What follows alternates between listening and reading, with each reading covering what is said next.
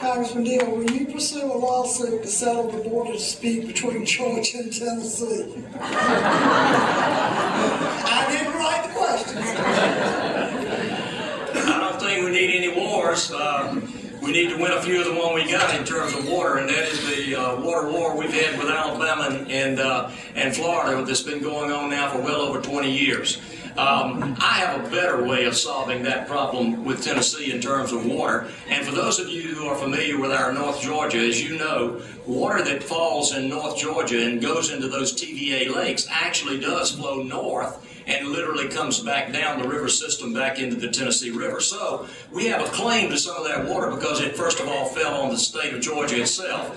But I have a good friend who is Zach Wamp, who has been my congressman buddy across the line there in Chattanooga, and it's much better to negotiate in a friendly fashion. And they have some things that they want, namely a rapid rail, high-speed rail connecting Atlanta to the Chattanooga airport. And if we work cooperatively on projects of interest to them, I think we can also work cooperatively on the issue of water supply.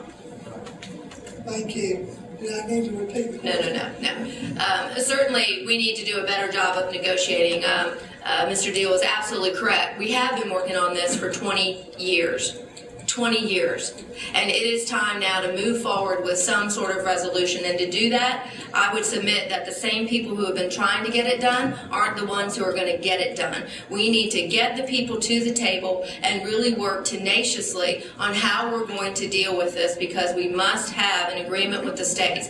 Secondly, we've got to do things here in Georgia to control our own destiny as well. I commend the legislature and the governor on the conservation legislation, because I think that was a very important message to send to our negotiating partners as well as to the courts. We also have to be extraordinarily vigorous and aggressive in the courts, because that was a very draconian ruling from the courts, and we need to fight back on that as well, and also reservoirs and doing some other things here. Well, I've been fighting the issue in Congress, as you know. We've been fighting with Alabama and Florida to keep them from cutting off the money to the Corps of Engineers to update their water manuals. That was the way they were trying to prevent us from being prepared to deal with water supply for our state and to make long-term plans. In fact, it was Congressman Lewis and I who, for the very first time in history, were able to get the representatives of every representative from the state of Alabama, Georgia, and Florida to sign a letter to our governors saying, governors, go back to the table and solve this thing. It had been sitting for far too long, and we were able to at least spur them on in a unanimous letter to them. Now, if we don't get it resolved by the end of this year, all three states are going to have new governors. I want to assure you, I'm going to be a governor who doesn't have to depend on talking points to understand the nature of the water problems facing the state of Georgia.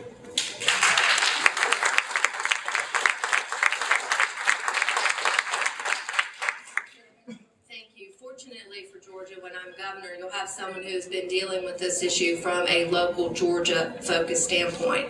I served on the North Georgia Water District Board. I was very involved in Fulton County of making sure that we pursued public-private partnerships to ensure that we had the right kind of wastewater capacity for the region. Secondly, we've got to do things here to control our own destiny and send the right message to our negotiating partners and to the courts. And that is going to be imperative. That means moving forward with a network of reservoirs, not just large ones, but small ones that are going to be more feasible, and we will have a greater opportunity to actually get them done in the time frame that we must act. And these are all going to be steps that fall on the shoulders of the next governor, an individual like myself who knows that doing the job of governor, it is more than sending letters, ladies and gentlemen. You must actually get in there and get things done.